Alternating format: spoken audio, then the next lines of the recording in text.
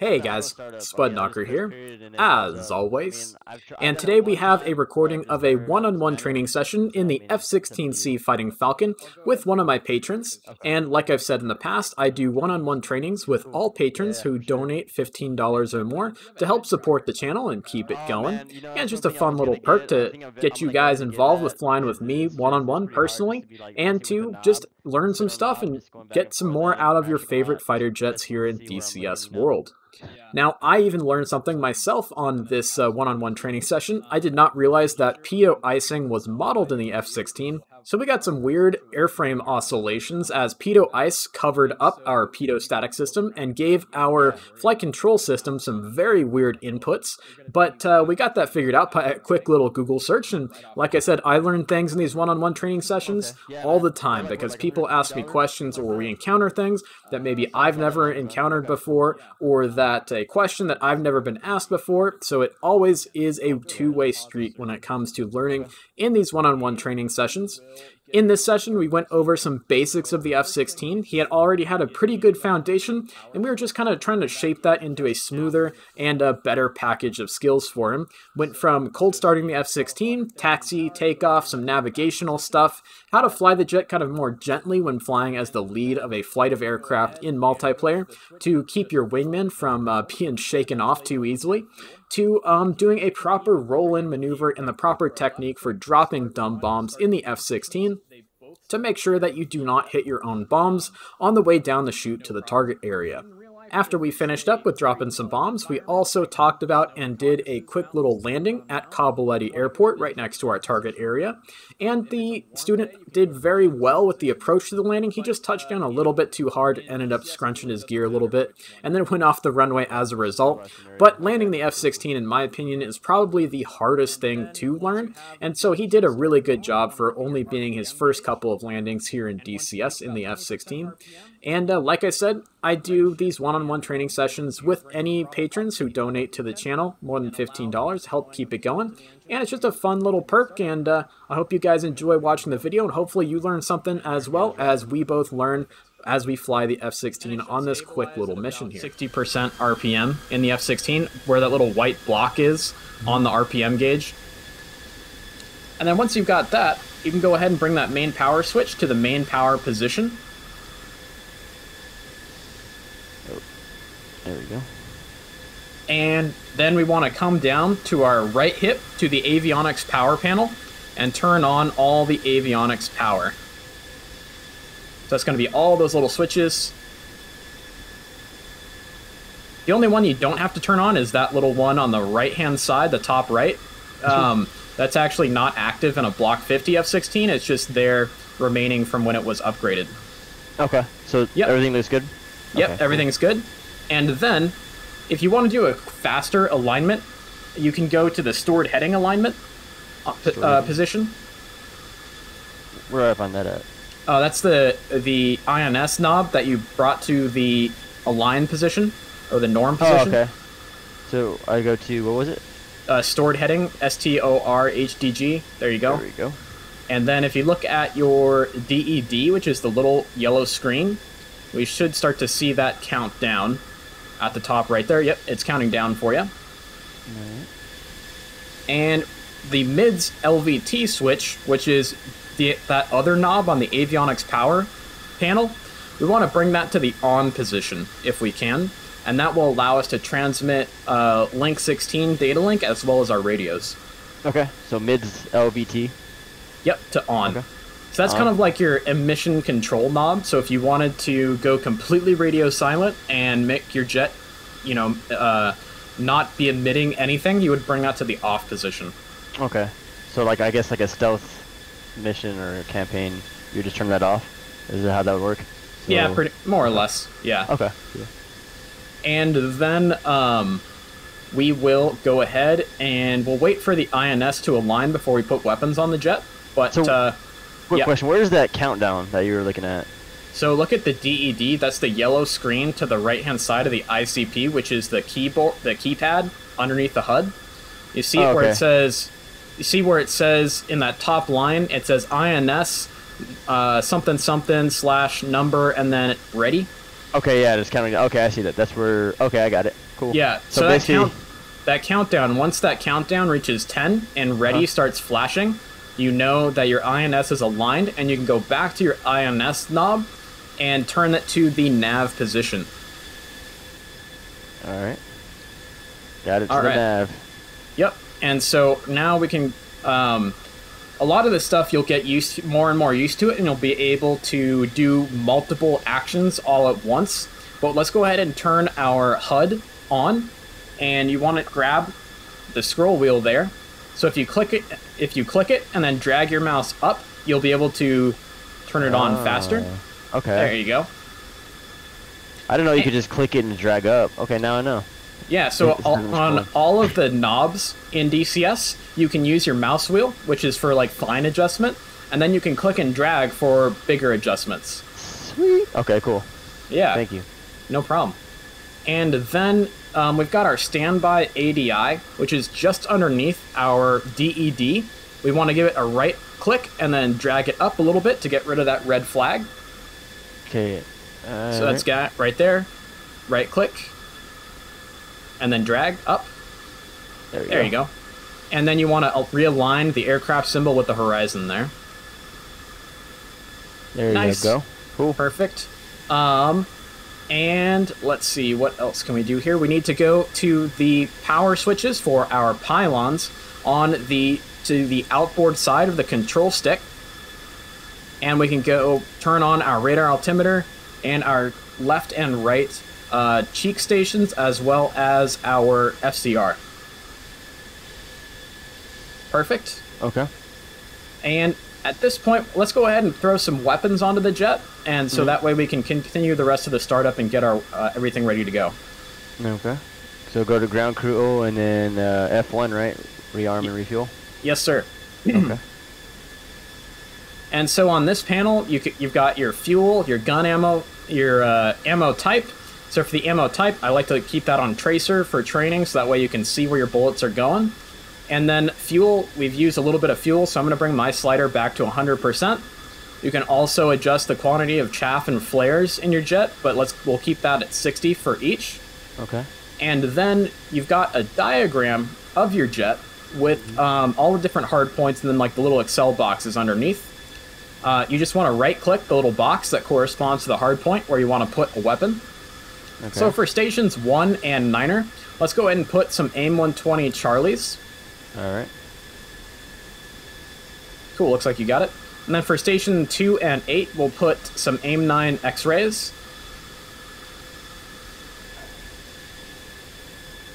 And then, so have you, in terms of the weapons systems, let's go ahead and concentrate on dumb bombs today. And we'll talk about the correct way to drop dumb bombs to make yourself as accurate as possible and as safe as possible while dropping those weapons. In terms of being able to make sure you don't hit your own weapons, make sure you hit your target, and don't get shot down by any AAA. So on station 3 and 7, let's go ahead and go for a triple ejector rack with 3 times Mark 82s on those weapons stations. Okay, so bombs. Oh, it's under bombs, correct? Yes, sir. And then so M82. See the TERs down below at the bottom? And then it says 3 times Mark 82. Okay, there you go. Yep. So the Mark 82, without a suffix on it, is the slick bomb that is non-retarded. The Mark 82 Snake Eye, as well as Air, those are retarded versions of the same bomb, so that way you can drop them from lower level. Okay. But we'll just go with the slick ones for today. And then for station 4, 5, and 6, we'll go ahead and throw fuel tanks on those. Request refueling. Request rearming. 4 Copy.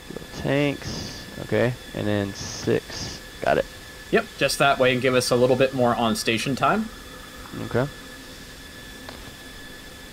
And if you ever need to adjust the brightness of, say, your instrumentation lighting, that is down below on the same kind of panel, the lighting panel where we turned on the cheek hard points and the FCR and the radar altimeter. I always like to turn my DED brightness up a little bit. It's usually a little bit too dim for me. And then see the little switch that's just outboard of the stick? It's the very left switch that's just outboard of the stick. Down one, aft one, that one. If you hit that one, you can get rid of the airspeed and altitude tapes on your HUD and just kind of clean up the HUD picture a little bit. There you go. So that's kind of nice, right? Yeah. Okay, we want it off. Okay, got it. You don't have to have it off. I'm just showing it to you so that way you know it's there. I personally like it to be off. Just because I'm not a big fan of the tapes, but that's up to you. Okay. And now I'm going to go ahead and close my canopy. So I always like to just use the keybind. So it's going to be left control and C, and that's going to bring your canopy down. Okay. And lock it. Yep, locking the canopy with the little yellow spider is always important. Okay.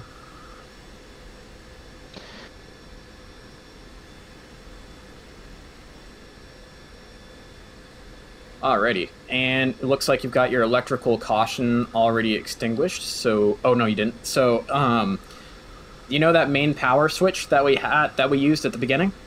Yep.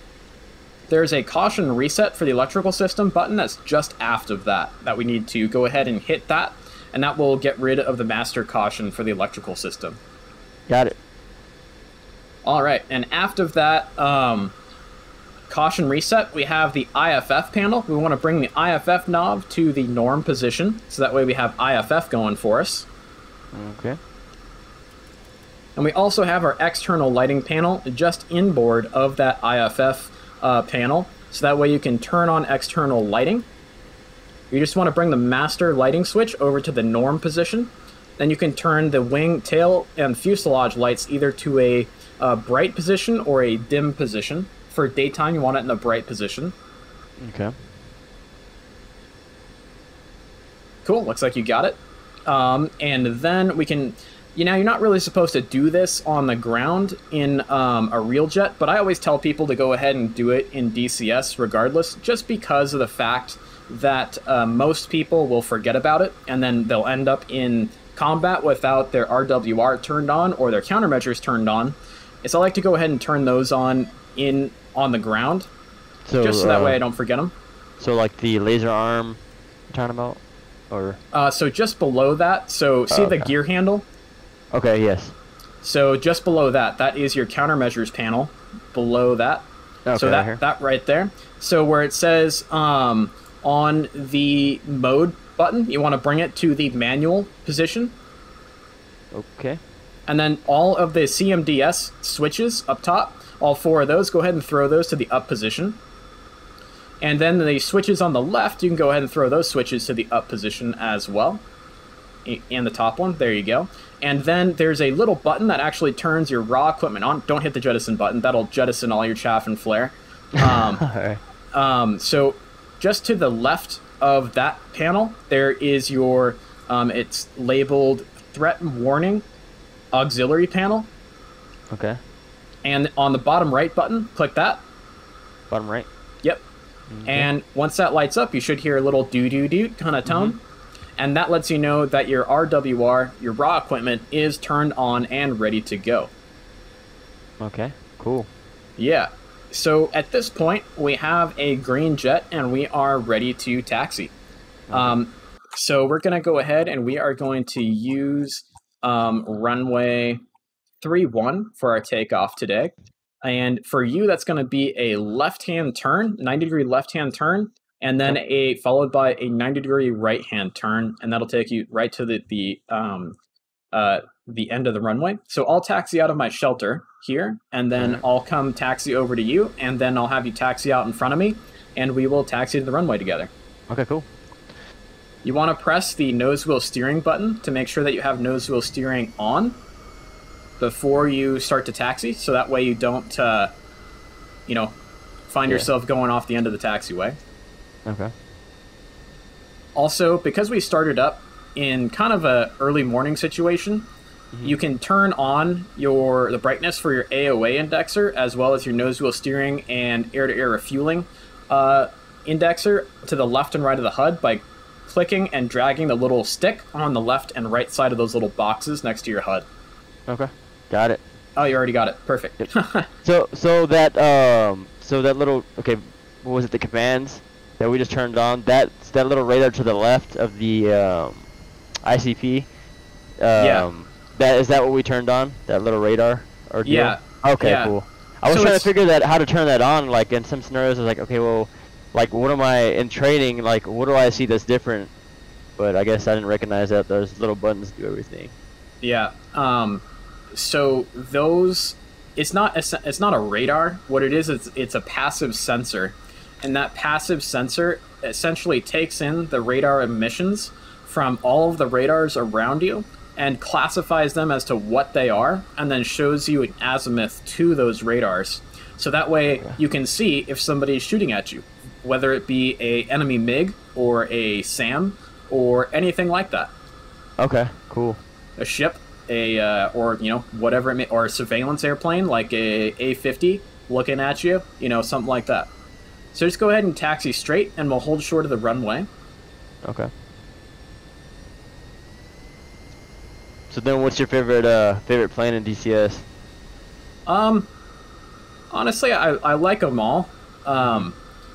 If I had to have an absolute favorite, I would say that I really like the F-14 probably the most. Just because it's a classic. Yeah, it is a classic. And it's just fun to fly. And don't take off yet. We're going to talk about a couple more things here. Alright. Do you want me to go left of the runway? Just go ahead and line up on the center line, just so that way you have plenty of runway, being a beginner. Okay. Cool. And I'll just line up behind a little offset to you here, and we'll be good to go that way. Now that I said that, watch me just eat it on takeoff. It has happened before. So want to make sure that now that we're getting ready for takeoff, we want to have our ejection seat armed. Looks like you've already got it armed. Perfect. Because I was started in a shelter, you don't want to arm your ejection seat until you're out of the shelter, because what if the ejection seat accidentally fires and shoots you in the top of the shelter? That would not be good, right? Yeah, for sure. And then I like to pre-set up my radar while I'm still on the ground. I like to go ahead and cycle it to the TWS mode rather than the RWS mode. TWS? Yeah, so that's going to be on your radar at your FCR page on your MFD. Oh, okay, TCR, okay. So that's going to be on the left MFD. Oh, you already had it's on your left MFD. So go back to your HSD on the right MFD if you can.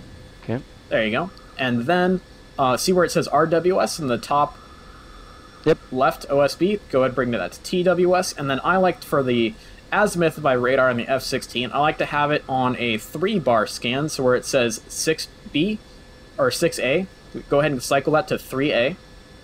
There you go. And then I like to do a 2-bar scan, so that's going to be, cycle that to 2. And that usually is the best way to scan with the radar in the F-16, in my experience. Okay. Also, there's a button on your HSD that's labeled,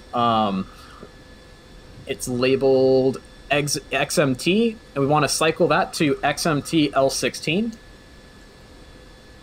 There you go. And now I'll be able to see you on our data link, and we should be good to go there. And then also, because we started kind of during the early morning, the MFD's brightness was kind of preset to a lower setting. So the little rocker switch on the bottom left of those MFDs allows you to adjust the brightness of those MFDs if you so choose to increase their brightness.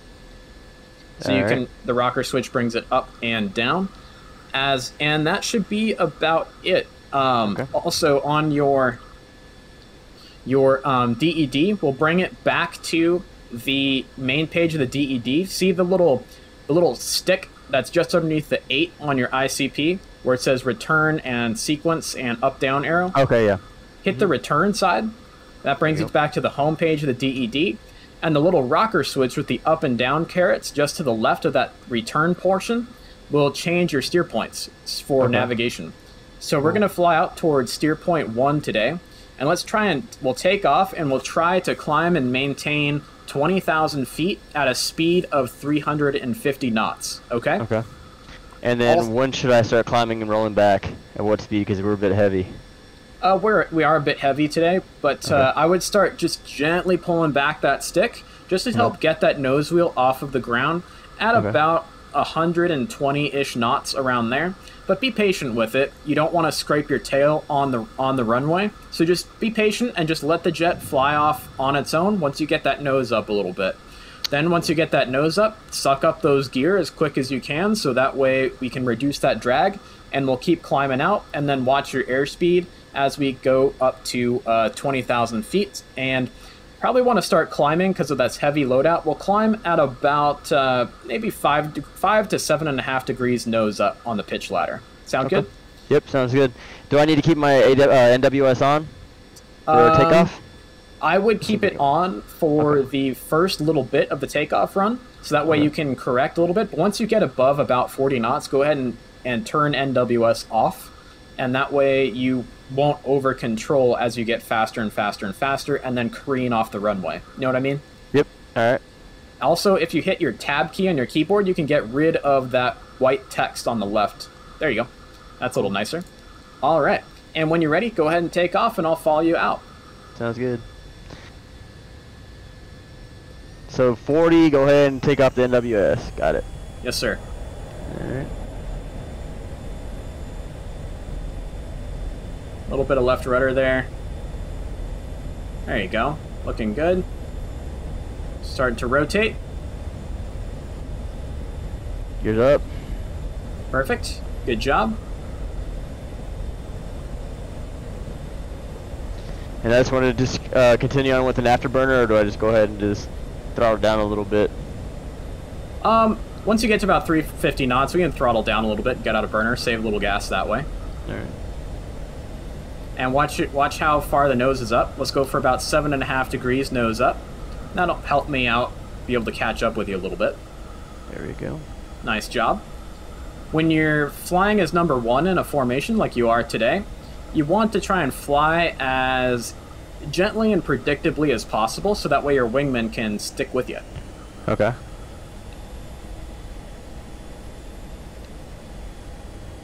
All right, we are looking good. Perfect. Cool. Isn't that cool though? Like, I mean, Yeah. that's me. Like, how cool is that? We're flying F-16s together in multiplayer. I know, I love it, man. Can't do that anywhere else. Yep. Let's just hope, you know, it's just only gonna get better from here with these graphics cards and everything else, man. So Yeah. can't So, wait. yeah, let's follow the tadpole on our HUD to the left a little bit, and we'll come to a heading of about 280 degrees for flying towards waypoint 1. Okay. And good job flying nice and gently.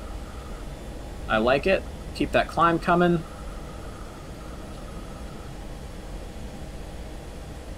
So I got a question. What is this little, I guess, diamond-looking thing on my radar? What is that? Is that like my waypoint where I'm going?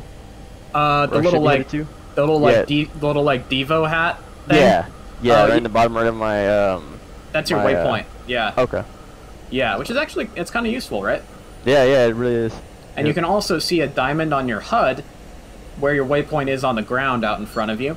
And of course, your little tadpole on the HUD is always pointing towards that waypoint as well. Okay, yeah.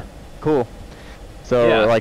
so if I veer off to the left, it's going to point, that little tadpole is going to point to the right and just basically steer you to the right direction. Okay, cool. Exactly. Cool.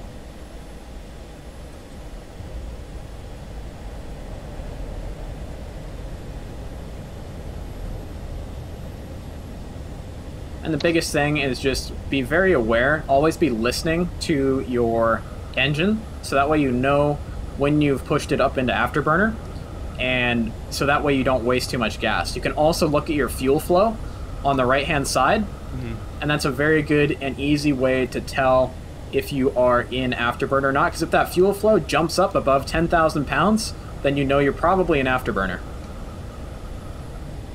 Like right now, you are. I just throw it down right now, yeah. Okay, Yep. there we go. Cool. With the little jet with a big GE F-110 engine in it, she goes through gas real fast in burner. Oh yeah, I noticed that. I was just flying around Nevada, just checking the map out. I ran out of gas like within, what, 15 minutes. I had to put I got a lander. Yep. Refuel. So, a lot of people who are new to flight sims and whatnot think that fighter jets fly around real fast all the time, but 95% of the time that you're flying an F-16, you're going to be under the speed of sound. You're very rarely to actually get above the speed of sound. So there's 20,000 feet. Let's go ahead and level off. And we can see our waypoint 1 is off to our right a little bit. We kind of strayed away from it. So we'll come right to a heading of about 285 degrees. So far, I really like the way you fly the jet. That's really awesome. It. There you go. There you go. Got my nose aligned with the tadpole. Yep, exactly. And then if you look on your HUD, you can see a little diamond down below you on the ground, which is how you know where the waypoint is on the ground. Okay, like this triangle-looking thing right around here. That's not it, but I don't think you can see it because you don't have track IR. So I can like lean up and look forward in my HUD a little bit. Oh, sweet. Okay. Oh, okay. It's like right down here. Okay. Yep. Okay. Cool. Yeah. Also, keep in mind that to fly straight and level, you want to have your velocity vector, which is that little airplane on your HUD, right on the horizon. And so the horizon right there, center line. Yes, sir. That is straight and level right there. Cool. And that is always good. Can you always just throw on like autopilot just to stick this altitude? I was trying to figure out how to throw autopilot on, but couldn't seem to figure it out either. Yeah. I don't know if it's like configured yet. So it is. All you got to do, it's very easy in the F-16, is down by where your master arm switch is. Okay. See where it says hold out. It says pitch altitude hold. Click. Give it a right click to bring it up into altitude hold mode. Okay. And that will hold your altitude. And now the jet is flying by itself, and it will hold this altitude and hold this heading for you very, very easily. All you got to do now is just adjust your throttle to maintain your airspeed. Oh, that's it. Nice. And now, what about this autopilot to the roll and heading? I mean, it's just basically wherever you want to go. The heading. Yeah. So heading select is moving your heading bug on your HSI, which is that little black screen between your legs. We'll go over that in maybe a subsequent lesson. Okay, cool. But if you give it a left click and put it down into steering select, the autopilot will automatically fly you to the waypoint that you have selected. Oh, dang. Oh, whoa. Okay. Cool. So don't turn it on now because it's going to make you turn really hard because the waypoint is actually quite close to us. Okay. But we'll do it for waypoint 2 here. So go ahead and use your rocker switch on the ICP to select waypoint 2. All right. Or steer point 2. So that's going to be the other rocker switch, the one that's on the bottom. Oh, whoops. You're good. There we go. And now you can see STPT2 on your DED. Now you know you're going to steer point 2. And you can go ahead and give the roll autopilot switch a left click, and it'll fly you towards waypoint 2. Oh, sweet. Pretty cool, right? Yeah, for sure. And so now, because you've got both altitude hold and steering select, the jet will fly you at this altitude directly towards steer point 2. Cool. And then to turn it off again, just give it another click and bring it back to the neutral position. And if the autopilot starts doing weird things on you, all you got to do is just turn it off, and you should be back to manual control of the jet. Okay. Got it. Good deal. Yeah. And so another reason why the autopilot can be very helpful is it decreases your workload in the cockpit, so you can concentrate on doing other things like setting up weapons or looking for a target with your targeting pod, or scanning very carefully with your radar to try and break out different targets with the radar. Things like that would be difficult to do while also flying the jet. Okay. Cool. Yeah. And then another, I tried doing what is it, air refueling? I did that like one time and failed miserably, just crashed into the tank. Yeah, that's hard, man. It's a really advanced skill. Yeah. That we can definitely tackle that maybe a couple lessons down the line here. Sure, yeah. So now, you see that diamond kind of near the pitch ladder on your HUD there? Right here. Yep. Yeah, so that is showing you where waypoint 2 is out in front of us, which is pretty cool. And we're going to be attacking targets at waypoint 3, which is an abandoned airfield with the runways in an X shape. And so there's going to be some helicopters and some trucks lined up on those runways that we can attack and practice our dump bomb skills on those guys. Okay, cool. So then, do we know exactly when it's going to be, like, I guess out of beta, the F-16, and just fully capable? I'd probably say it'd probably be another year or so. Okay, cool. Yeah.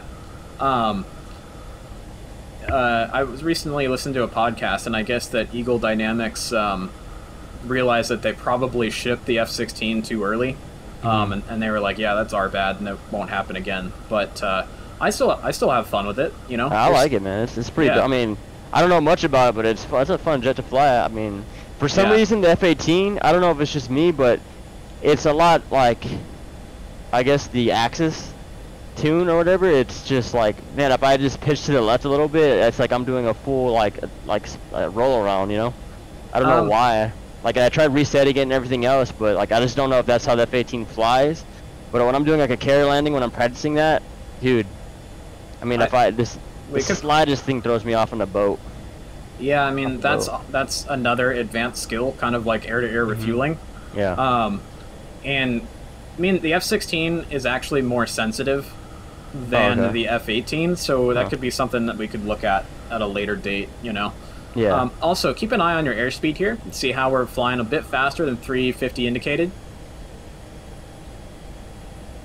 So it's just something to, as you're flying the jet, you got to keep track of so much, right? You got to keep track of your airspeed, your altitude, all the different things that we need to keep track of. And you can see I'm right here off your right wing. Let me see. Oh, yeah, there you are. And I can see your head moving in the cockpit when you change your view, which is kind of cool. That is dope. Alright, so setting up weapons in the F-16 is super easy. It basically is more or less automatic. Unlike the F-18, where you have to do a lot of manual setup of fuses and things like that. So all we got to do to set up our dumb bombs is we just need to hit the air-to-ground button on our ICP. Okay. And now that you're in air-to-ground mode, you can see a vertical line coming out of your velocity vector, right? Yep. Cool. So that vertical line, that's called your fall line. And that is what we use to actually aim our bombs on the target. So we're going to do what's called a roll-in maneuver. We're going to roll in on the target, and we are going to get our nose down on the target. We're going to aim our bombs with the fall line, and then we're going to wait for the CCIP reticle to crawl itself up the fall line, and then once that CCIP reticle crosses the target, we press our weapons release button, and it drops a bomb, and they will fall down to the target and hopefully get a good hit on it. Okay, cool. It requires a bit of practice in terms of your timing of when to press that pickle button, at what time to get a really good hit. I tend to think that it's right before that little dot crosses over your target. Just press that pickle button and it should get right on in there. A lot of times, starting off, people will have their bombs fall short or long because they're just either too early on the pickle button or they're too late on the pickle button. And so we've got the way we've got it set up here, and the way it's set up by default, which we're going to use, is our bombs selected. We can see on the SMS page on our right MFD that we have 6 Mark 82s selected, and the RDY shows that they are ready to go. We're on profile 1 for our drop profile. We are dropping 1 single bomb with every press of the pickle button. The spacing between bombs that it's selected now will be 10 feet if we were to drop multiples, and our ripple is set to 1 as well. Our fusing, which is on the left-hand side, is set to NSTL for nose and tail. So that way if the nose fuse fails, the tail fuse will also detonate the bomb. And that should be good to go. So I like to go over back to my HSD for a little more situational awareness. And we're coming up on waypoint 2, and our next waypoint will be waypoint 3, which is our target point. Okay. Also, we are going to execute what's called a roll-in maneuver, where instead of pointing our nose directly at our target, which we'll probably need to turn our autopilot off, we're going to be offset a little bit to the left or to the right, and we're going to roll the jet almost all the way upside down, so that way our target is just above our HUD, and then we're going to pull the jet's nose down to the target area. We're going to roll back wings level, and then we're going to aim with our fall line, and we're going to release the weapons, and then pull up off of the target and try to change our heading by peeling off the target either to the left or to the right to throw off the aim of any AAA gunners that might be down there. Okay, so and what of course I gotta just turn on my master switch, right? Gotta make sure that's on. Okay. Exactly. So we'll fence in, master arm on, and we'll turn our external lights to the off position, so that way the enemy has a harder time seeing us as well. And I'm spreading out my formation a little bit with you to go more of a combat spread. So that way we have a little bit more room for maneuvering around. Sure. So, where this HSD, yep, that little crosshair is where we want to be dropped. So do I start making maneuvers now? Or no, so that's steer point 2. Our target's going to be steer point 3. So go ahead and bring us up to steer point 3. Got it. And so what I'll do is I'll show you how to just fly a little hold with the autopilot, so that way you can watch my screen. I'm going to share my screen, and I'm going to show you what a roll-in maneuver looks like. Okay. There's a couple added bonuses to doing a proper roll-in maneuver. There's 3 main, good things about it. The first is it will allow you, as the pilot, to be more comfortable in the cockpit, because positive Gs are far more comfortable than negative Gs. I hate negative Gs. As well as if you push negative Gs while you're dropping a bomb, you could potentially hit your own bomb on the way down, as well as it will throw off the gunner's aim that it's down there a little bit more, because they're going to have to quickly adjust for your jet making quick maneuvers on the fly, coming down the chute towards the target area. So we can see that our waypoint is 37 miles off of the nose. And when we're in air-to-ground mode, you see the gun cross on the top of the HUD and the little line coming out of it? Right here? Yeah. Okay. That is showing you where the target point is down there. Now we can see that diamond. That's our target point, is that diamond down there on the ground. And like I said, we're going to fly a little bit offset to the right of that target area. So let's fly for a heading of 235 degrees for now. 235. And if you look over at me, you'll see that we're also trailing a contrail. That can't really be helped because it's a nice cold day here on the Caucasus. But you also want to think about maybe flying a little bit lower, because obviously it's very easy to see a jet that's trailing a nice big long contrail, right? Mm-hmm. Yep, for sure. So what altitude would you recommend get down to? Because it's so cold, our contrail started at like 10,000 feet, so we'll just disregard that for now. We'll just keep in mind with that for a later date. All right. Yep. Hold on a second. Came a little bit through 235 degrees, but that's okay. So come left a little bit. Come more for about 247 degrees now. 245 degrees, I mean. All right, 245. Yep. Second. There you go. And now I'm off on your left-hand side. You kind of crossed underneath me, but that's okay. I had you in sight the whole time. Okay. And so I'm going to go ahead and I'm going to Alt-tab the Discord, and I'm going to share my screen so that way you can watch this maneuver that I pull. Okay. Screen share, screen 1, go live. Cool. And so what you can do now, in your jet, go ahead and bank the jet to the right-hand side and turn on altitude hold mode on your autopilot, and the jet will just go ahead and fly a nice circle for you. There we go. Okay. Yep, and you can take your hands off the controls and you can watch my screen very, very easily. Okay. And let's go back to, because I'm not really familiar with Discord, so let's go back to, here we go. Yep, and see scroll up a little bit. So see, oh, I'm sorry. Meant to say scroll down on the left-hand column just a little bit, and then see where it says my name there. Watch stream. Now let's click watch stream. All right.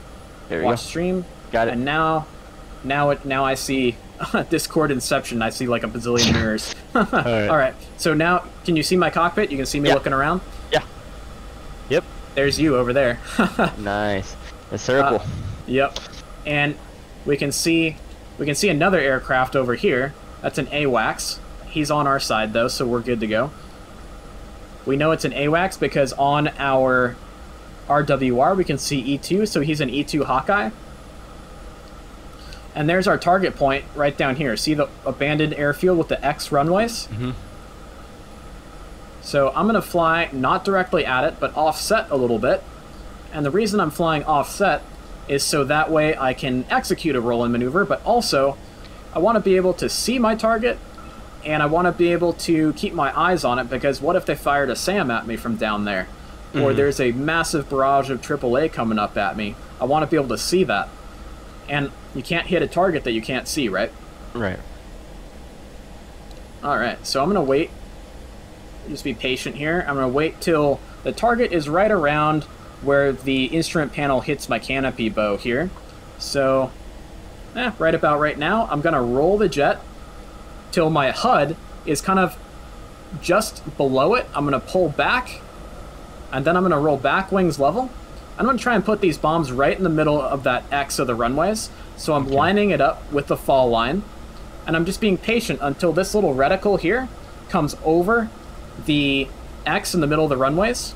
I'm just rolling the jet left and right slightly. Whoa. What the heck? Was that what? Something is weird with the jet right now. I'm just going to pull off. Okay. Whoa, I think that's just hit a huge bug. Hey. Wow, this is weird. Huh. I wonder if it's just on that side of the map. Yeah, okay. F-16? I'm gonna try it again. Okay. Alright, disregard that. That was weird. So, if there's no AWACSs, say there was like an enemy, I mean, obviously they would just attack you, right? I mean, right about now? Or would they try to engage you? Well, there's no bad guy jets on this map right now. Yeah. So, wow, this is really weird. I wonder if we got, like, Pitot Ice or something?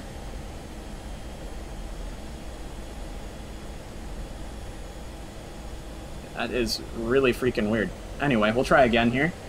I've never seen that happen in the F-16 before.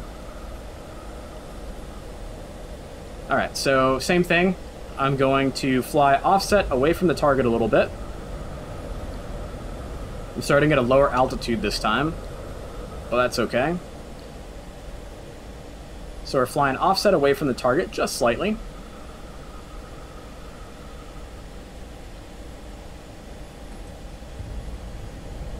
I'm just increasing my speed a little bit here. It looks like my jet is not registering airspeed very well, so that's why I'm having an issue. So anyway, I'm going to go ahead and pull down on the target here. I'm using my fall line as my aiming reticle. So I'm just keeping that fall line right on the center between the two X's. I'm letting the reticle come up the fall line. There it is, and pickle, and that should be one bomb away coming down to the target there. So we can see one bomb has fallen away, and we should see, as we pull away from the target area, the explosion of that bomb hitting the target. There it is. Oh, right there, right in the middle. Yep, a little bit off, but more or less pretty close. Kind of a horseshoes and hand grenades kind of thing with a 500-pound bomb, right? It doesn't need to be that close to do its job. Yeah. All right, so that's kind of it. Go ahead and try it out, and I'll watch you and see if I can give any critiques and help out as well. All right. Autopilot off. Yep. Here. And then fly towards waypoint 3, and that'll be the target area for you. Okay. Now, do I need to uncage the weapons at all, or is that just the F-18 that you need to uncage, or? So that's going to be any weapon with a sensor on it, so there's no need to uncage a dumb bomb. Okay. Yep. And so things that don't have, like, active sensors on them, like laser-guided bombs, JDAMs, or dumb bombs, you don't have to worry about that at all.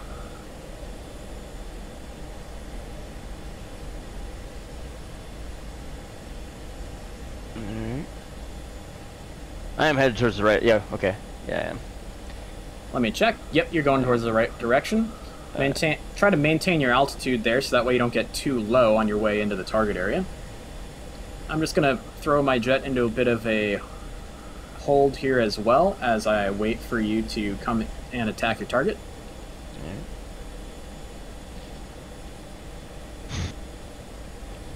Now I'm hoping I release the weapon because I mean I got the main well, button 1, the trigger button, as I think to release the weapon. I'm not like entirely sure, so. All right, let me take a look, and we can pause the simulation and adjust your controls if we need to. Give me a second. That's the only thing that I'm not sure I have it set up correctly. So we need weapon release button to press to be mapped for dropping bombs. Is that what you have mapped, or do you have? Let's see.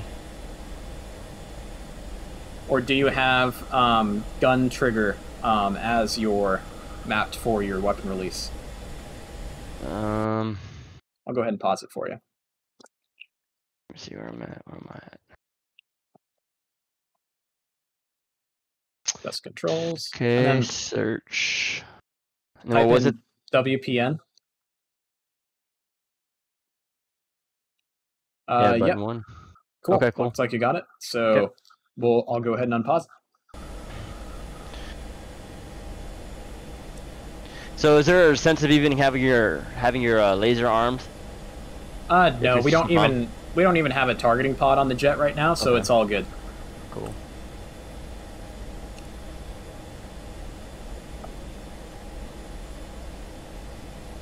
Okay, I see it. So just maintain my altitude for now? Yeah. Okay. Exactly. So maintain that altitude. And I'm looking up, I'm just Googling really quick what that issue was that I saw. The little glitch, yeah. Yeah, that was really strange. I've never seen that either. Yeah. So we want to be offset from the target a little bit further to the right, so that way you can see the target a little easier.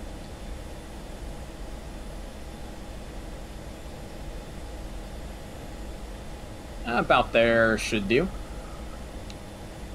And oh, I see the target. See the little X in the runway? Just to the left of the instrument panel. So that's what you want to be dropping your bombs on. So wait till it's a little bit closer. You can come left a little bit, just so that way it's just outside of your field of view, so that way it's not blocked from your instrument panel. So about right there is probably good. Go ahead and roll back wings level. Perfect. Are you fighting the autopilot? Do you have the autopilot on? Nope, it's neutral. Yeah, okay. It's neutral. Yep. Perfect.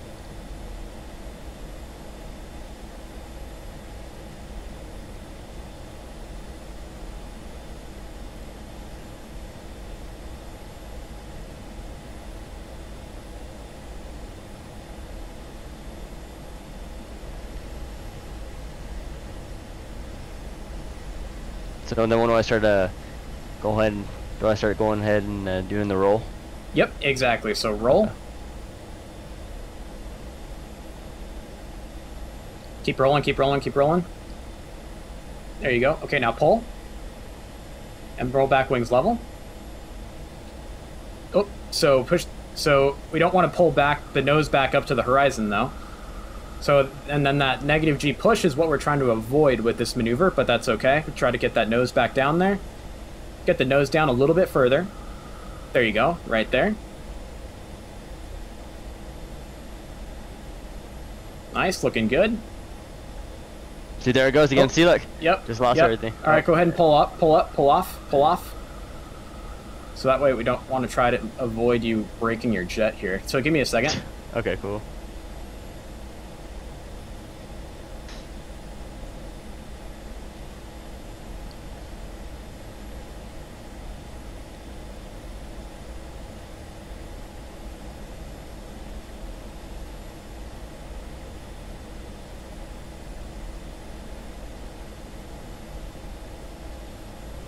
Huh, okay, so it's showing the issue here is that pitot heat is always on in the F-16.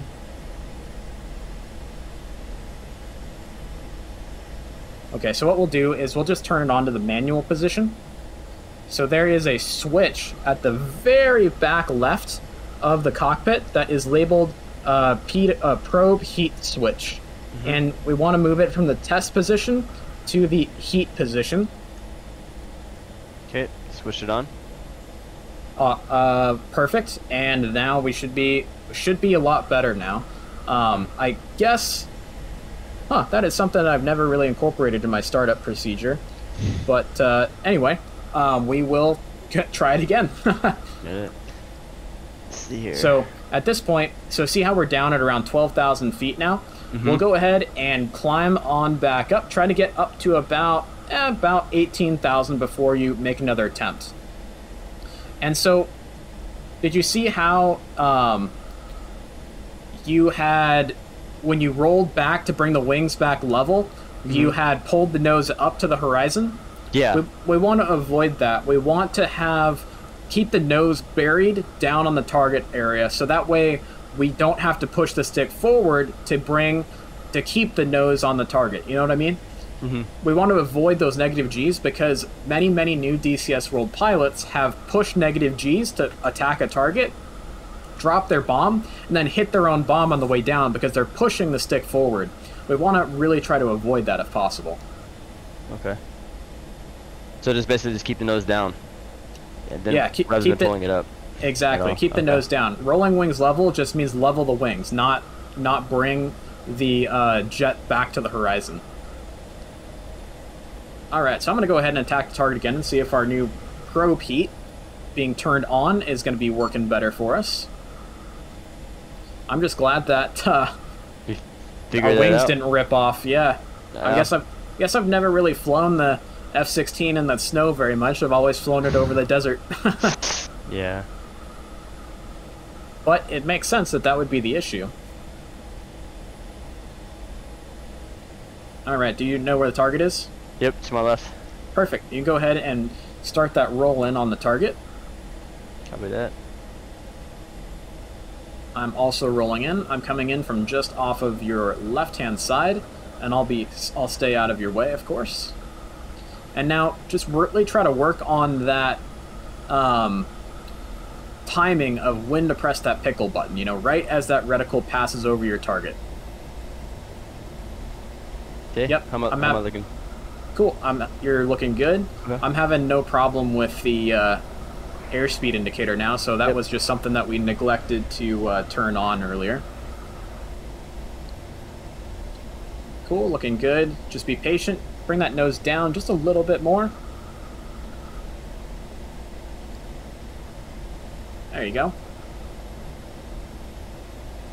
Nice. Okay, now start to bring the nose up just slightly.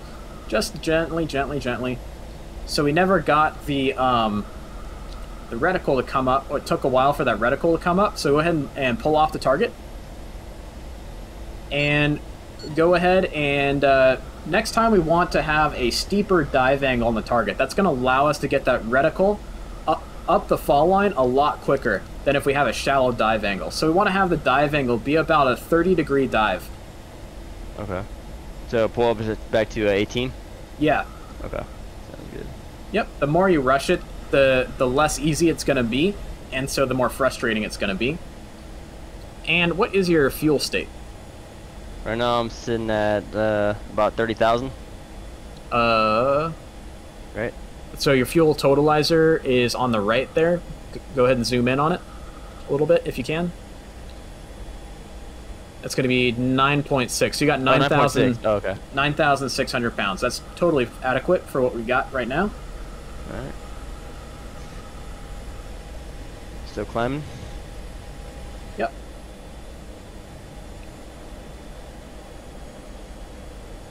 How long have you been playing DCS?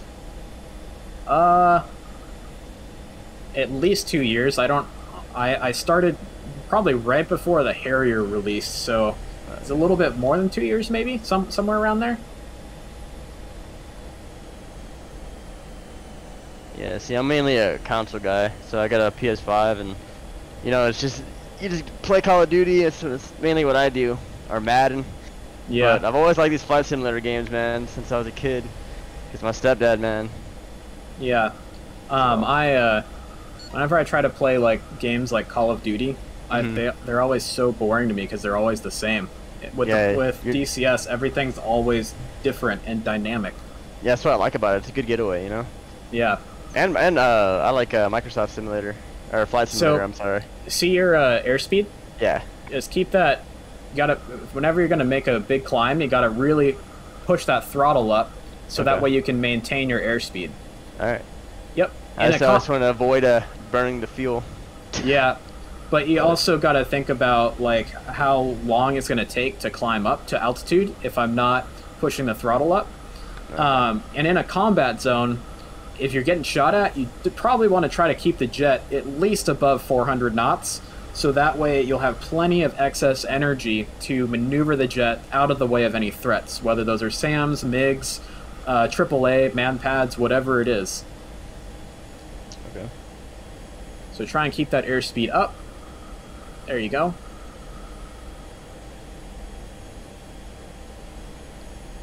And come back around on the target. So this time, try to be offset from the target. Not quite as much. Try to be a little bit closer to the target laterally. So that way when you roll in, you'll have a much steeper dive angle. And this will become much, much easier once you get track IR.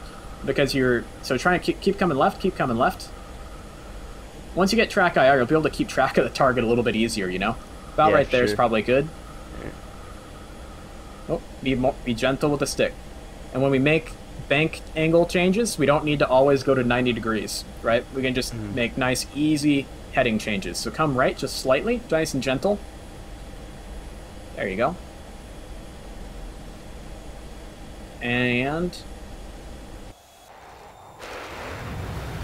okay, go ahead and start the roll-in. Alright, keep rolling, keep rolling, keep rolling. Almost upside down, and pull the nose down to the target. Pull the throttle back out of afterburner. Alright, now roll back wings level. There you go, that's looking a heck of a lot better. Awesome, awesome, awesome. Use that fall line.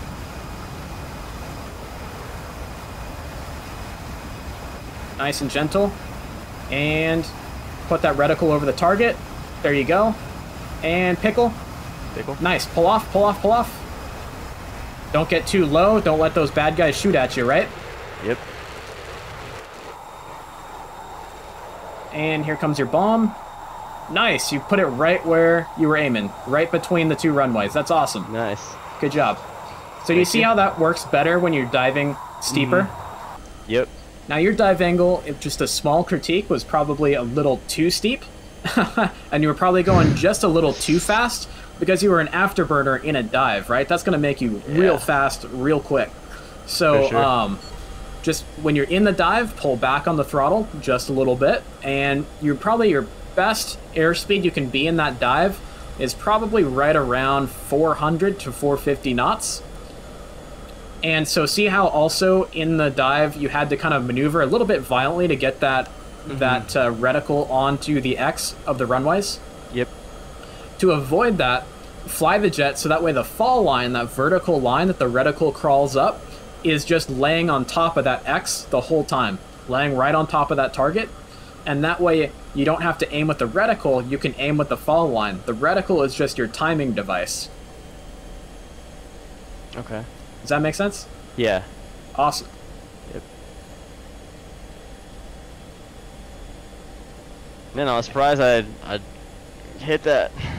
I thought I was coming too fast and too steep. I mean, yeah, you were a bit fast and you were a bit steep, but it worked. Yeah. That's all that matters. Yeah. If you were flying in real life, you'd probably need a new change of pants here, but but for DCS, I guess it works. Yep. Also, it's something interesting that we can talk about while you're climbing. See on your HSD, see the little blue dot on the right-hand side of your HSD? Mm-hmm. That's me. Here? Yep, that's me. So that's our data link contact between each other, so we can actually see each other very, very easily. Okay, so you're like pretty much, you're right here, that's you. Okay. Yep, exactly. I'm flying like, you know, the opposite direction you are, and I can see you turning to your right-hand side. Yep. Yeah, cool. I think I'm gonna have to get that track IR, man. It's kind of, it'd make things so much easier. It would make things a heck of a lot easier. Your situational awareness and your ability to fly the jet well will transform immediately once you have track IR. So we'll just keep attacking this target, okay, and just try to do the best you can. Maybe even try releasing multiple bombs on one pass if you can. Okay, so just like, I don't know, just double click the trigger more than once. That's how you would release multiple pickles? Yep, exactly. Okay. Cool. And if you get good at it, you can say have like a line of targets, like say trucks on a road, and you can put a bomb into each truck. Yeah. Yeah, the whole goal is, man, I just want to just like play multiplayer and just, you know, do some dogfighting. That'd be pretty fun. Yep, for sure. Alright, let me make a pass. But the stuff that we're working on here, it doesn't seem like it would apply to dogfighting, but the precision control of the aircraft that we're working on right now is going to pay off in dogfighting. Okay. And here come two of my bombs. Boom, boom. Right, just straddled right the second, right over the X. Cool. Alright.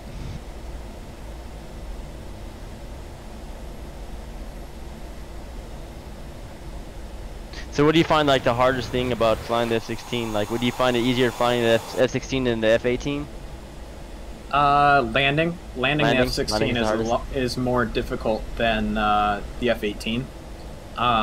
Just because the F-16 is not made to land on carriers, so it has little skinny landing gear that if you mess it up, you can break the landing gear pretty easily. It also has a rather high landing speed, unlike the F-18. So things just happen a lot faster. Alright, go ahead and roll back in and attack that target.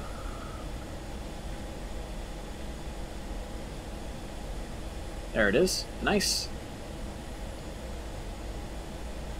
So just be careful with how hard you're pulling on the stick. You see, I see you pulling really hard on the stick. We want to try to be a little bit more gentle, a little bit smoother with how we're using it. So see all these oscillations?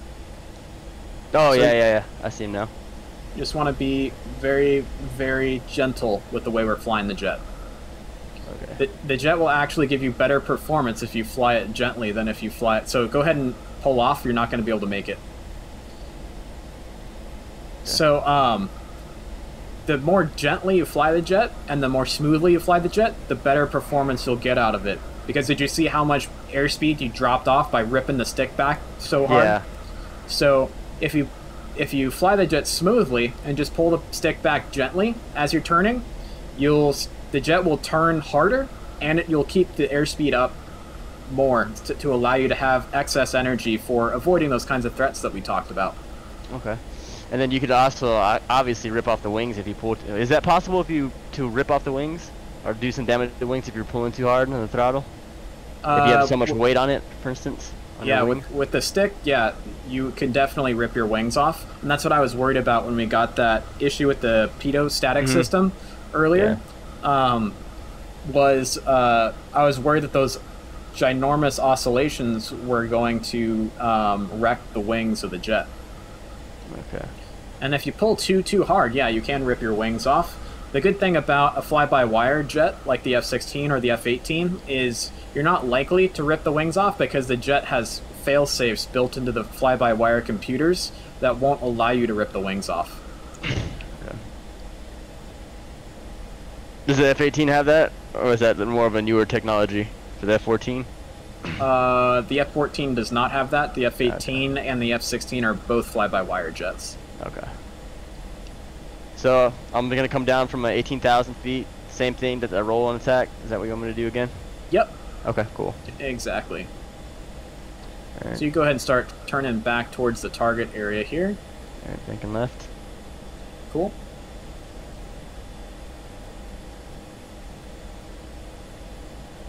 Is Caucasus like their first map they ever came out with? DCS? Yeah, so this map has been in the Lock-On series, and I believe even the Flanker series, which were kind of the forefathers to DCS. So they've had this map in for probably about 20 years now. Oh, jeez. Yeah. Wow. I didn't know it goes back that long. DCS, that's crazy. Yeah, so DCS as a product has been around since 2008, when they released the first helicopter. And then I think the A10C came out in like 2010. And then it took them a long time to research and develop the technologies to build fighter jets like the F-18. The F-18 was released maybe 2-ish years ago now. Okay. Am I taking the right approach? Pull up a little bit. Because wait a little bit longer, because we're not going to have a steep enough dive angle. So wait a little bit here. I'll watch from your perspective. Okay, now try it again. Bring that nose down. There you go. And roll back. Roll your wings level. And come back to the right. Use that fall line to aim right in the middle of the X. There you go. And just be patient now. Patient, patient, patient. Oh, keep that nose down, though. Keep that nose down. There you go. Right there. And be patient, patient, patient, patient. Okay, here comes the reticle. Here comes the reticle. And... pickle. Pickle. Got it. Cool. And pull off. There you go. Be gentle. Gentle, gentle, gentle.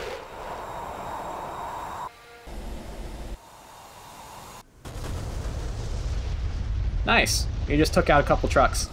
Nice. Yeah, I released more than one. I released, what, like 3 or 4? I think it was 4, and I think that's 4? probably all your bombs, isn't it? Yeah. Yep. That was it. Your Whoops. Winchester. Yep, so just keep track of how many bombs you have, you know? Yeah. It's not just like it's not just like you can just reload, you know? Yeah. It's like, yeah, magazines and stuff. Yeah, But, so you can keep track of it on your SMS page, or you can just look over on your wings, right? Yep. I got 2 bombs left, so I'm just going to drop them real quick, and then we'll find an airbase to land at. Alright. Well, at least I took out the trucks. Yep, you definitely did. I'm going to drop mine on hopefully I'll take out this one little lone truck here. I'll probably whiff, though.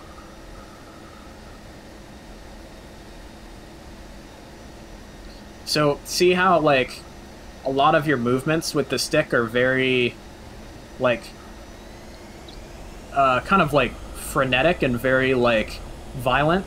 Yeah.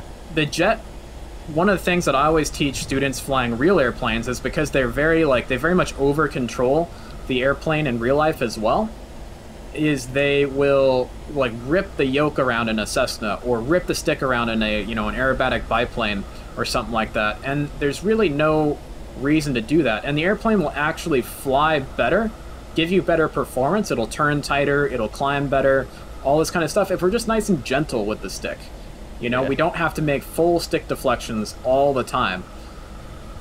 And the airplane will be happier and it'll take care of you better if you do that.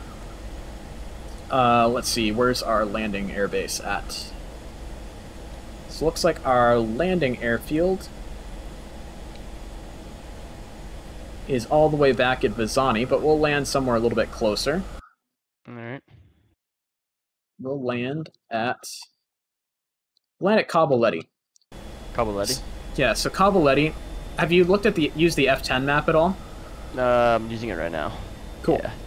So Caballetti's the little airport that we were actually circling around right here. It's just north of our target area where we were dropping our bombs, actually.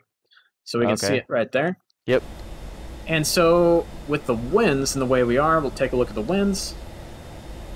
Winds are blowing at the ground. They're blowing at 153. So we'll go ahead and land flying towards the ocean, okay? Okay. So if you see the airfield, what we'll do is we'll fly out towards little mountains behind the airfield here, and we'll slow the airplane down and just do a nice, easy, straight-in approach, okay? Okay. Sounds good. Yeah, so if you want to make like a 180 turn and then fly out there to the east of Cabaletti, that'll work out.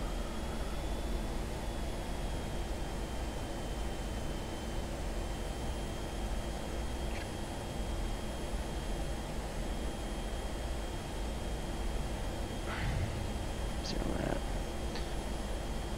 Nope, going opposite way. Hold on.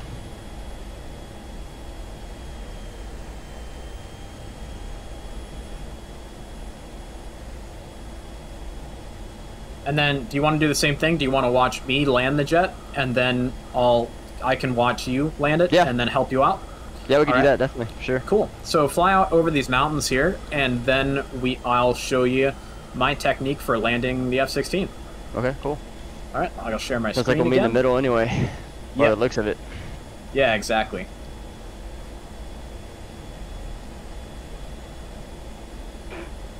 So go ahead and come... Let's go ahead and have you hold in right-hand turn. So go ahead and turn on that altitude hold mode on your autopilot.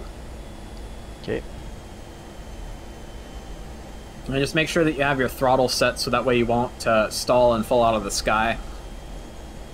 Okay, you're at a good airspeed, so that's good.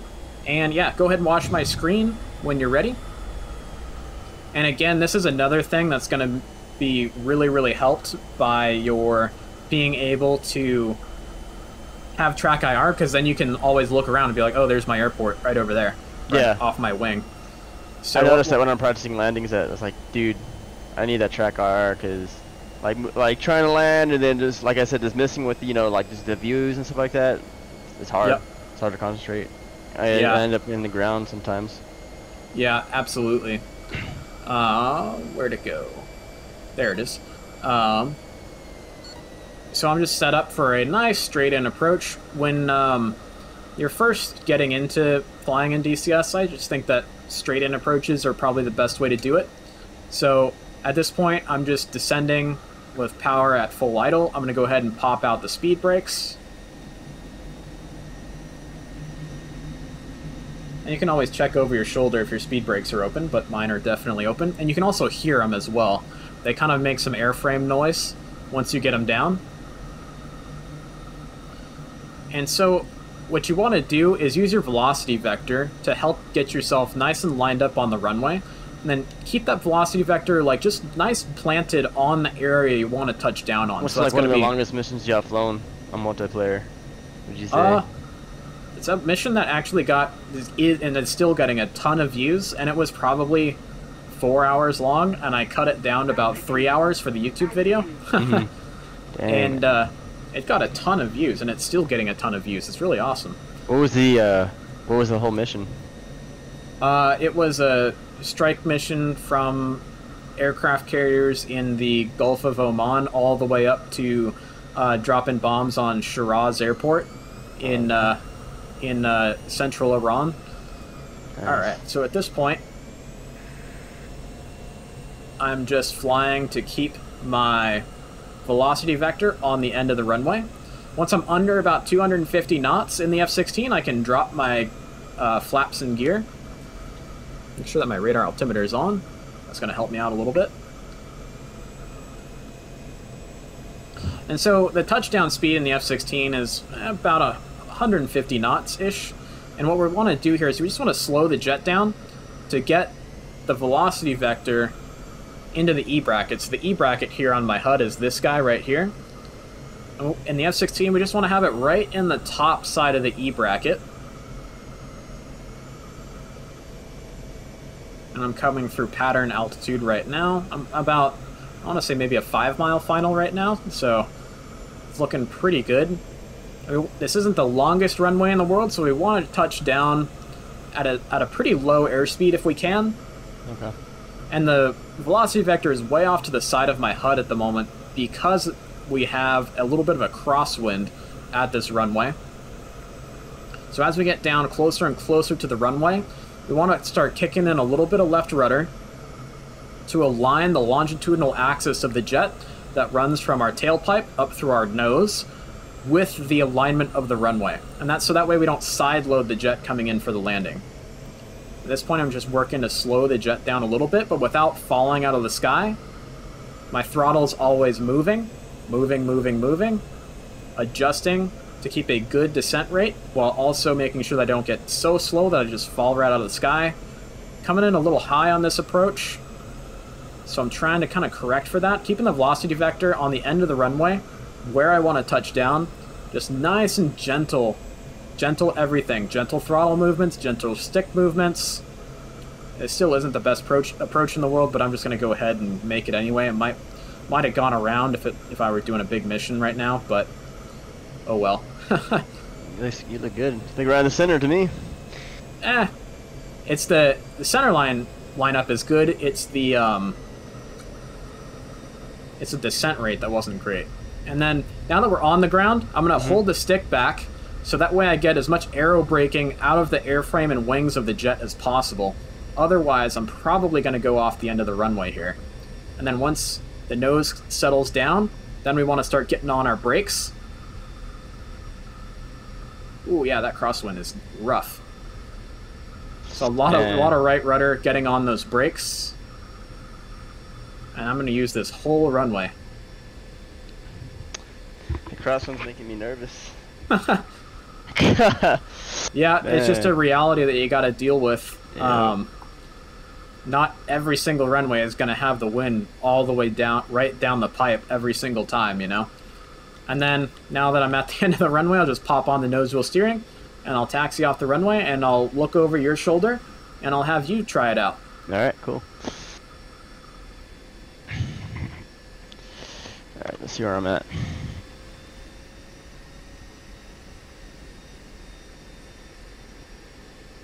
Okay, I'm firmly off the runway, so now you won't hit me.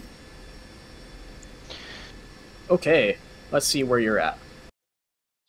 And then, whoa, you got way out there. Okay. Yep. So go ahead and turn to a heading of 350. Tempo. So then so my graphics card, I mean, it can handle all, like, high everything in DCS, correct? For the most part? Yeah, you should be able to just turn everything to high. Okay, cool. What do you have?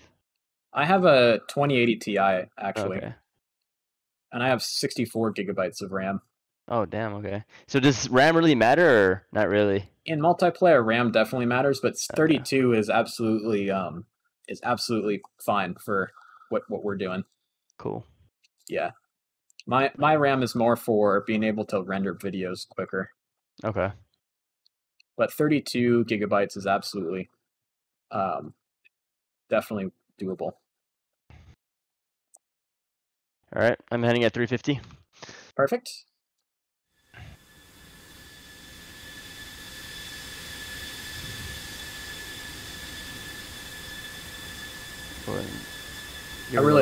I really like the Aegean Ghost paint scheme on the F-16 that the Greek F-16s have. That's really cool looking. Oh, you like it? I like the shark. What is it? The shark livery or something like that? What is it? For which country? From the U.S. It's Air Force. Oh, okay. Yeah. Oh, the Splinter. Well, there's a Splinter. Yeah, they have Splinter and then they have Shark. I like the Shark one. I think that's pretty cool looking. It's probably my favorite. There's a bunch of cool ones. Yeah, for sure. And the Venezuelans have a really cool paint job for their F-16s as well. It's like almost like a Vietnam era paint scheme. It looks like kind of like Southeast Asian. Okay. And then watch your fuel state though, because we're probably getting low on gas, and you're burning 4,000. Yeah. Okay, we're good. Also, something to note that a lot of new DCS World players don't necessarily pick up on right away, because it's not really in any of the manuals, but it's just a regular aviation thing, is that you don't want to be too heavy when you land. So whether that's dumping extra bombs that you brought back to the airfield that you didn't use, or dumping fuel, or anything like that, you really don't want to be too heavy when you land. Okay. So how would you just like dump fuel? Just dump the tanks, basically? There's a fuel dump switch in the F-16. I'll have to find it. Again, I haven't really used it very much because that's more for like carrier aircraft, where where the trap weight really matters. But I know you can do it. I'd have to find it a little bit here.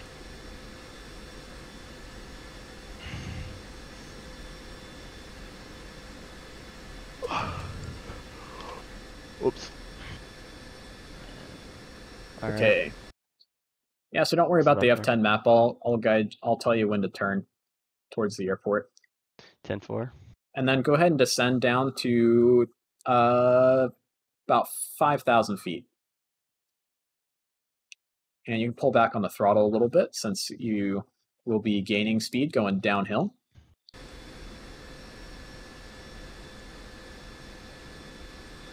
Cool. Did you throw in any flaps?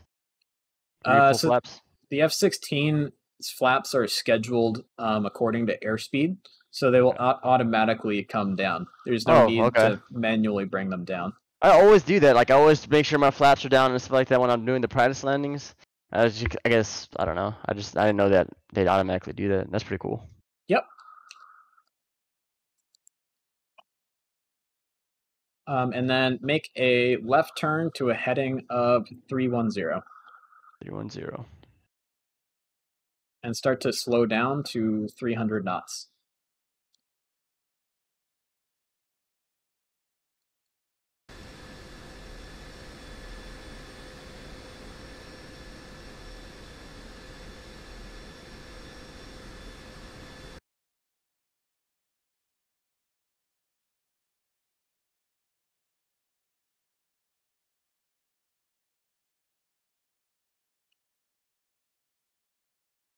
Okay, cool. 5,000 coming up. Perfect. All right, I just had you cut off the corner there, so that way your approach wasn't too long. And then, so essentially what I'm doing now is a very informal version of what ATC does for any other kind of airplane. So I'm going to have you make a gentle left turn to a heading of 250. 250. And keep trying to slow yourself down to about 300 knots.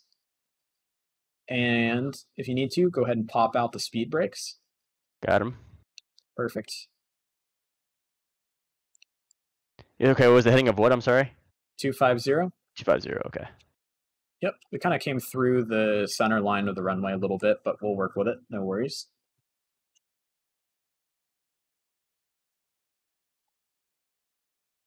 So keep the turn coming to 245 degrees this time. Measure that.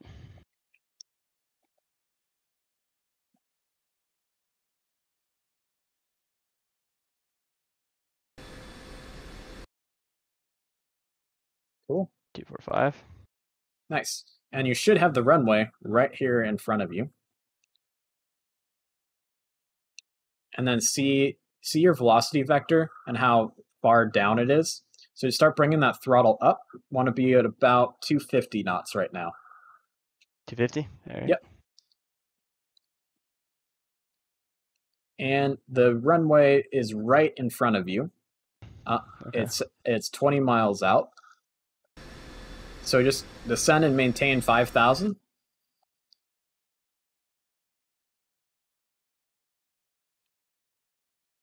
Cool. Almost right at 5,000. I like it. So we want to try to avoid these extremes of getting super fast and super slow. You know what I mean? We want to try to find that happy medium in between. And if you can stay at that happy medium between super fast and super slow, your skills in DCS will improve by quite a bit. Same thing with those turns. Find the happy medium between not turning at all and 90-degree banks every time you're trying to make a turn. You know what I mean? Mm-hmm. And like I said, your jet will be happier and your jet will take better care of you. Yeah, you don't want your wings falling off. Exactly. Yeah. All right, we're currently 15 nautical miles out. Descend and maintain 2,000. 2,000? Yep, a nice gentle descent down to 2,000. Try to maintain that same airspeed you're at right now. It's looking good. I can actually see on your stream the airport. Do you see it? It's right. Yep, it's right in front of me. Perfect. Literally.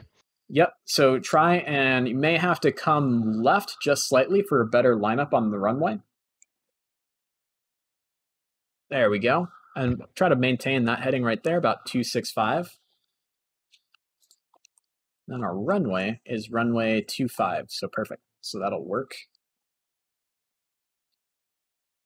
Looking better for sure.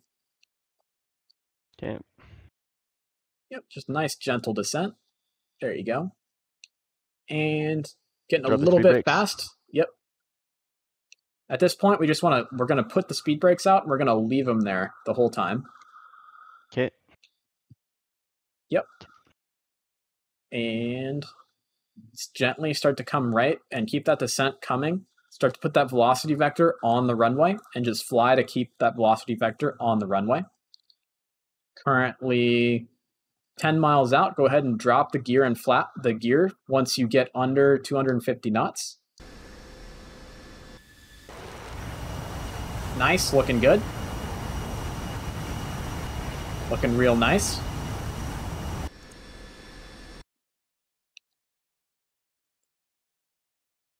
Should get a little bit more power. Good. You're looking good. Just Okay. a hair more power. Just keep that descent coming in a little bit high like I did. Going down. Little bit of power. Little bit of power to keep that velocity vector on the runway for me. So bring the stick back. There you go. We're increasing that angle of attack. And just fly to keep that velocity vector right on the end of the runway for me. At this point, the approach is all yours. The controller is just like, hey, you're cleared to land. It's all you. And start to reduce that power a little bit, but keep that nose coming up to keep that velocity vector in the E bracket, as well as keep it on the runway. There we go. Looking really nice. Because our runway is a little bit shorter, we just want to make sure we touch down right on the edge of the runway. Okay. The approach is looking good. And if you want, you can go ahead and throw in a little bit of left rudder. Might be able to see the runway a little bit better. There you go. Whoop. Keep that velocity vector. Try to keep that velocity vector on the runway for me. You're going to get blown to the left by the wind. We're just crabbing ourselves into the runway here. Nice, looking good. As you get down lower to the ground, that wind is going to dampen out a little bit because of the ground friction with the air flowing over it. So it's going to be easier to see the HUD. Bring that velocity vector down a little bit, right to the edge of the runway. Want to be right, touching down right on the end. All right. Right about there? No, the close end of the runway. Oh, okay, my bad. Yeah, you're good. That was just urgency. I wasn't mad. Right on the edge of the runway, because that's where you're going to touch down, is where your velocity vector is. So we want to touch down on to give ourselves as much runway as possible, right? Yep.